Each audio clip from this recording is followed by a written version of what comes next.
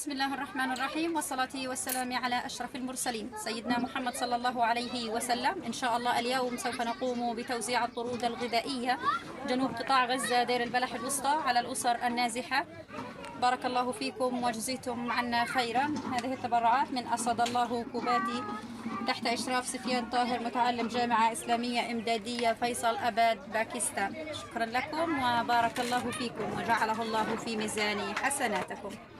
فلان كان وكان وكان لن تذكر إلا